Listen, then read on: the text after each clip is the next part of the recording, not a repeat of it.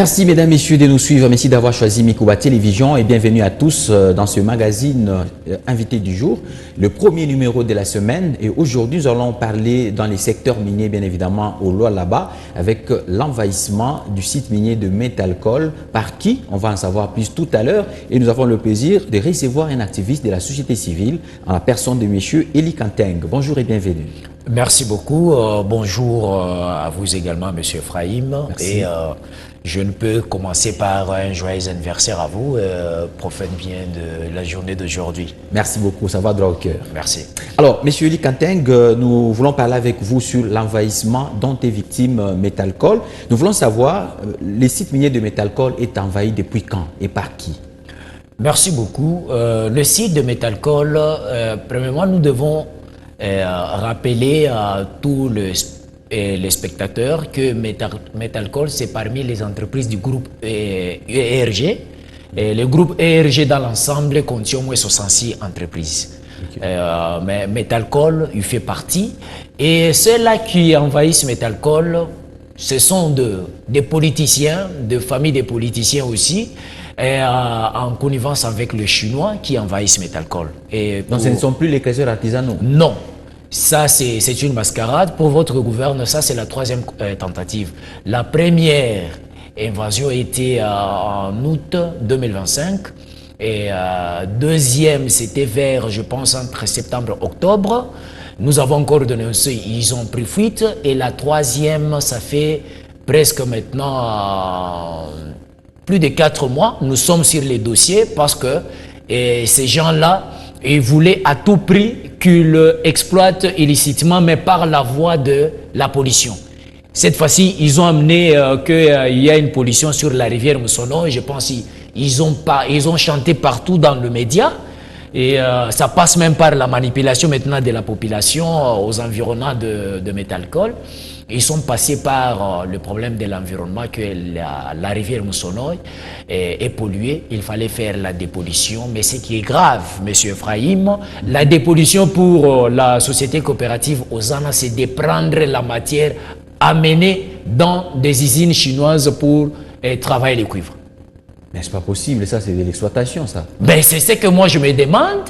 Et je pense que au niveau national, ils font les efforts, mais les efforts là, moi je peux dire, c'est à 10 à 20%, ça n'engage que moi, parce que je les ai demandé, si c'est nous la société civile par exemple, nous commettons des erreurs même pendant que je passe l'émission, il suffit juste une erreur d'une phrase, je serai ramassé à tout moment.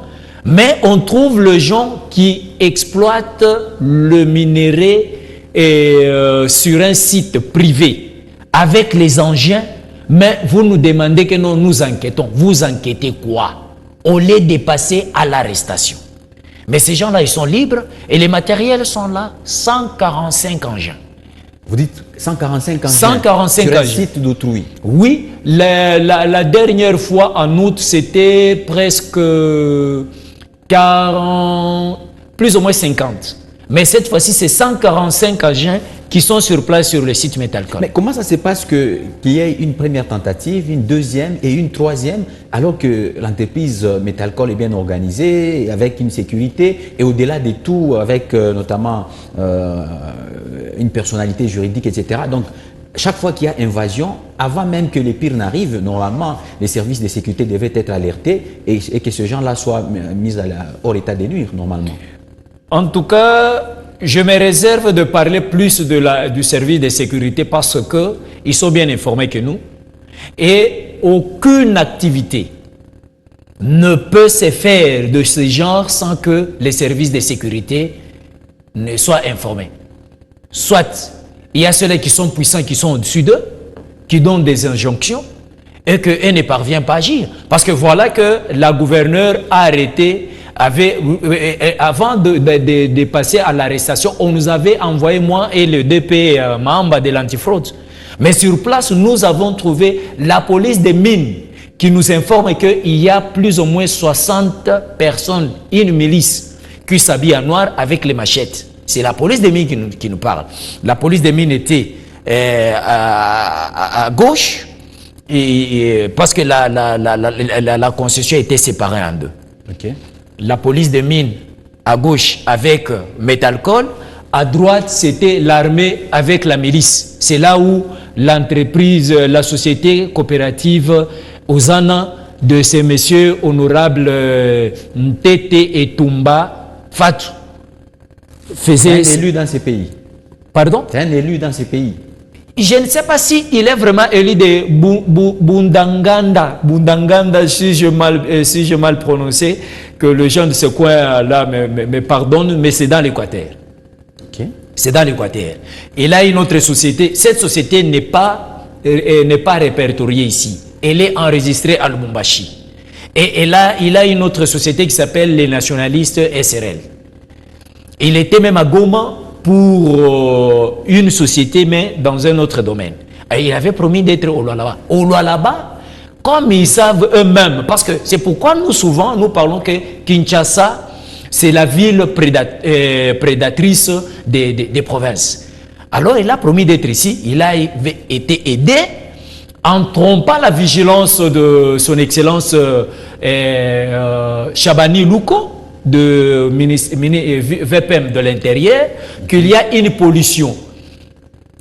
En utilisant quoi? Un bureau d'études sur place ici à Kolwezi, tout près de Tembe Plus, en face de Tembe Plus, la Tourbière. C'est la Tourbière qui a fait ces rapports-là qu'il y a un problème de pollution sur la rivière Msonoy. Mais lorsque je suis descendu sur place pour vérifier, j'ai posé la question au monsieur de la Tourbière, le monsieur qui gère la province, il ne connaissait même pas où se trouvait la rivière Msonoy. C'est son DG Kinshasa. Mais lorsque le NDG signe un document à Kinshasa, mais l'activité sera en province. On sous-attend quoi? Il a eu de l'argent. Il aurait perçu de l'argent.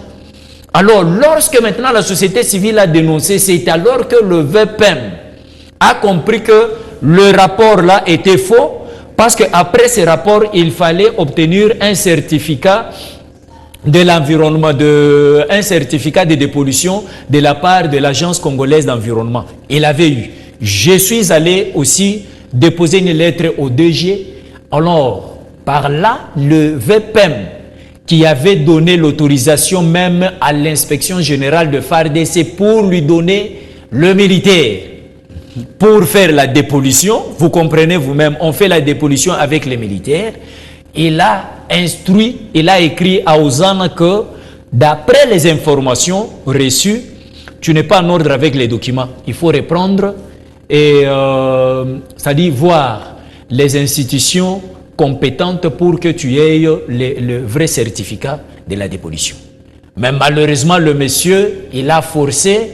Et comment, comme vous venez de vous demander, comment il a pu continuer? C'est parce qu'il passe par des méthodes, des influences politiques, des intimidations que nous sommes. Ils utilisent abusivement le nom du président de la République, le nom de la famille du président de la République, et à la sécurité, même au DG, nous sommes de la famille présidentielle. Si vous ne laissez pas faire entrer 2500 créateurs sur site, je pense que nous allons vous indexer au M23. Le message sont là, je les ai transmis aux autorités. C'est grave ça. Et ce qui est plus grave, Monsieur Tete Etumba, il a la concession de Métalcol, il les a séquencés en morceaux et il a attribué des sites miniers aux exploitants. Il y a déjà plus de 10. Il a sous-traité alors des Chinois alors? Il a sous-traité des Chinois, cela veut dire, toi tu as de l'argent, on te donne un site, on te donne un carré, toi aussi tu exploites là-bas avec des creuset. Nous avons compté déjà ces 11. C'est-à-dire, si on n'avait pas arrêté, il aurait attribué plus de 20 carrés miniers aux exploitants. Et c'est 75% de la production de réserve de remblai de Métalcol. Depuis que l'on avait arrêté les activités, on avait arrêté les engins, etc., où sont ces engins et est-ce que les activités sont encore visibles sur le terrain? Les activités ne sont pas... il n'y a aucune activité, mais les engins sont là. Mais il y a toujours des personnes, soit des groupes armés. On envoie un officier militaire avec des jeeps pour tenter de prendre les engins. C'est ici que nous attirons l'attention de la présidente de la République, parce que c'est le nom de la présidente de la République qui est plus utilisé, et le VPM de l'Intérieur, le ministre de Mines, Willy Watoum, et aussi le ministre de la Justice et aussi le ministre de la Défense. Parce que l'armée, c'est la défense nationale, des territoires nationaux, pas dans des sites miniers. Mais nous savons aussi que le chef de l'État est représenté en province par les gouverneurs. Alors, qu'en est-il de la position de la gouverneure au Lualaba? La gouverneure fait ses efforts avec l'antifraude, mais ce n'est pas facile parce que la dernière fois, les directeurs provinciaux de l'antifraude, y compris moi-même, et ils sont passés par les intimidations, appelés même ici à la chaîne que je ne puisse plus passer dans des émissions parce que j'ai dérangé leurs intérêts, parce qu'il y a eu plusieurs intérêts des politiciens pour exploiter illicitement le minerai de métal-col. Ça, c'est vraiment très grave. C'est vraiment très grave. Maintenant, nous avons appris qu'il y a eu déploiement encore des militaires. Ces militaires-là sont déployés pour quel compte? Pour sécuriser métal-col ou encore pour les mêmes envahisseurs? Dernièrement, nous avons vu, je pense, il y a presque un mois ou 3 semaines, la maison militaire est descendue sur terrain pour saisir les engins. Et là où c'est décourage, lorsque vous parlez, vous demandez la question que la province est représentée par la gouverneure. Bon, je pense que la gouverneure aussi semblerait recevoir la pression de Kinshasa. Parce que les Chinois ont été arrêtés. Il y avait 5 Chinois arrêtés. Mais les Chinois arrêtés, ils ont été libérés avec un pot de vente de 135 000 $. On les a libérés. Il y a d'autres engins en dehors de ça. Il y a d'autres engins qui ont été libérés pour 1 500 $. Alors, même si la maison militaire a parlé que nous avons arrêté, mais les jeeps avec les militaires qui tentent de récupérer les engins par force viennent d'où? Qui ont libéré les Chinois? Ce n'est pas la gouverneure. Parce que je ne crois pas que la gouverneure serait très content à chaque fois que c'est toujours sa province, c'est toujours sa province. C'est là où nous demandons à ce qu'elle puisse peser. Elle a une plateforme politique, elle doit peser auprès du président de la République pour que ces gens-là qui sont dans ces sales boulots soient arrêtés et que Métalcol soit rétabli dans ses droits. Parce que ce n'est pas normal.